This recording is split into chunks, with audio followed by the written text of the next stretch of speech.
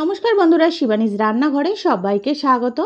আজ আমি নিয়ে এসেছি রুটি পরোটার সাথে খাওয়ার মতন ভীষণই টেস্টি একটা রেসিপি। এই একটা রেসিপি থাকলেই কিন্তু রুটি বলুন পরোটা বলুন সব কিছুই কিন্তু ভীষণই টেস্টি লাগে। চলুন তাহলে রেসিপিটা দেখে নেওয়া যাক। এখানে আমি 1 বাটি মতন কাবলি ছোলা এভাবে ভিজিয়ে রেখেছিলাম সারা রাতের জন্য। আপনাদের হাতে যদি সময় কম থাকে তাহলে উষ্ণ গরম জল দিয়ে 3 থেকে 4 ঘন্টার জন্য ভিজিয়ে রাখলেও এটা হয়ে যাবে। এবার এখানে কাবলি ছোলাগুলোকে সেদ্ধ করে নেওয়ার জন্য একটা কুকারের মধ্যে কিছুটা পরিমাণ জল নিয়ে নিলাম। জলটা দেখুন সুন্দর গরম হয়ে গেছে। এরপরে এখানে যে কাবলি ছোলাগুলো ভিজিয়ে রেখেছিলাম ওগুলোই দিয়ে দিচ্ছি। দেখুন একে একে করে সব ছোলাগুলো দিয়ে দেওয়া হয়ে গেল। এরপরে এখানে 1 টিস্পুন মতন দিয়ে দিচ্ছি নুন, আর দিচ্ছি 1/2 টিস্পুন মতন লঙ্কার গুঁড়ো। এবার এখানে আমি নুন আর লঙ্কার গুঁড়োটা দিয়েছি ছোলাটা সেদ্ধ হওয়ার জন্য।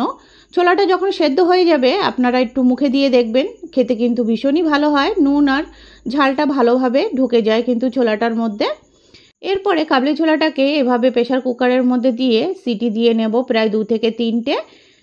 এরপরে দেখুন কাবলি ছোলার মধ্যে আমি পনির দেব, তার জন্য এভাবে কিউব করে পনির কেটে নিয়েছি আমার প্রয়োজন মতন।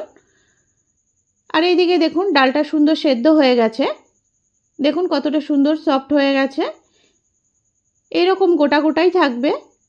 আর এইদিকে দেখুন একটা মশলার পেস্ট করতে চলে এসেছি। এখানে কিছুটা পরিমাণ নিয়ে নিয়েছি কাবলি ছোলা, এটা সেদ্ধ করে রেখেছিলাম ওটাই নিলাম। আর কাঁচা লঙ্কা নিয়েছি 3টে, আর আদা নিয়েছি কিছুটা পরিমাণ পনির নিয়েছি, আর নিয়েছি একটা মিডিয়াম সাইজের টমেটো। এগুলোকে সামান্য একটু জল দিয়ে মিহি একটা পেস্ট রেডি করে নেব। আর এইদিকে গ্যাসের ওভেনে একটা কড়াই বসিয়ে দিলাম, কড়াইয়ের মধ্যে দিয়ে দিলাম পরিমাণ মতন সাদা তেল, আর এখানে দিয়ে দিচ্ছি 1 চামচ মতন ঘি।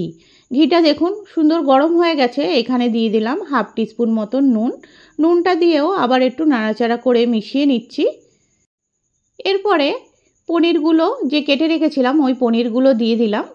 পনিরের যেহেতু নিজস্ব কোনো টেস্ট থাকে না, তার জন্য যতটা টেস্টি করে রান্না করা যায় এভাবে ঘি দিয়ে পনিরটা ভাজলে কিন্তু এর টেস্টটা দারুণ আসে। একবার হলো করে দেখবেন বন্ধুরা। দেখুন এপিট ওপিট করে পনিরটাকে সুন্দর লাল লাল করে একটু ভেজে নিয়েছি, তারপরে একটা প্লেটে তুলে নিচ্ছি। দেখুন সব পনিরগুলো তুলে নেওয়া হয়ে গেল। এবার ওই একই তেলের মধ্যে 1 টিস্পুন মতন দিয়ে দিচ্ছি সাদা জিরে, আর একটা শুকনো লঙ্কা ফোড়নের জন্য। ফোড়নটা রেডি হয়ে গেলে এখানে 2টো মিডিয়াম সাইজের আলু এভাবে ছোট ছোট করে ডুম করে কেটে নিয়েছিলাম ওটাই দিয়ে দিলাম। আমি চানার সঙ্গে আলু ব্যবহার করব, তার জন্যেই এভাবে করে কেটে দিয়েছি। এরপরে দিয়ে দিচ্ছি 1/2 টিস্পুন মতো নুন, আর 1/2 টিস্পুন দিচ্ছি হলুদ গুঁড়ো। যেহেতু এখানে চানাটা সেদ্ধ করার সময় আমি 1/2 টিস্পুন মতো নুন দিয়েছিলাম, তাই নুনটা কিন্তু একটু বুঝে দিতে হবে। তারপরে দেখুন এভাবে একটু নাড়াচাড়া করে 2 থেকে 3 মিনিটের জন্য আলুটাকে একটু সিম করে ঢেকে রেখেছিলাম। এখন আলুটা কিন্তু 80% মতন সেদ্ধ হয়ে গেছে দেখুন। এরপরে যেই মশলার পেস্টটা করে রেখেছিলাম ওটাই দিয়ে দিলাম। দেখুন কতটা স্মুথ হয়েছে মশলার পেস্টটা। এবার সব কিছুকে একটু নাড়াচাড়া করে দিচ্ছি।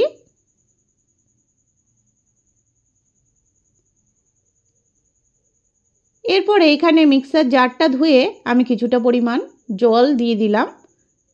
আর এই মশলার পেস্টটার মধ্যে যেহেতু চানা রয়েছে পনির রয়েছে, তার জন্য মশলার ঘনত্বটাও দেখুন কতটা সুন্দর হয়েছে। এরপরে এখানে আমি কিছু গুঁড়ো মশলা অ্যাড করছি। 1 টিস্পুন মতন জিরের গুঁড়ো, 1 টিস্পুন মতন ধনিয়া গুঁড়ো, 1 টিস্পুন দিচ্ছি লাল লঙ্কার গুঁড়ো, আর দিচ্ছি এখানে 1/2 টিস্পুন মতন হলুদ গুঁড়ো।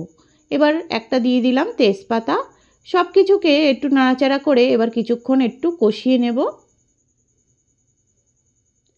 দেখুন এভাবে করে মশলাটাকে একটু কষিয়ে নিচ্ছি সময় নিয়ে।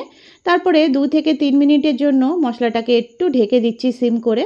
2 থেকে 3 মিনিট পর দেখুন মশলাটার থেকে কিন্তু তেল ছেড়ে দিয়েছে। এরপরে সেদ্ধ করে রাখা সেই চানাগুলো দিয়ে দিলাম। আমি এখানে চানার মধ্যে যেই জলটা দিয়েছিলাম সেই জলটা সমেতই কিন্তু দিয়েছি। আর জলটা যেহেতু গরম আছে বেশিক্ষণ কিন্তু ফুটতেও সময় লাগবে না।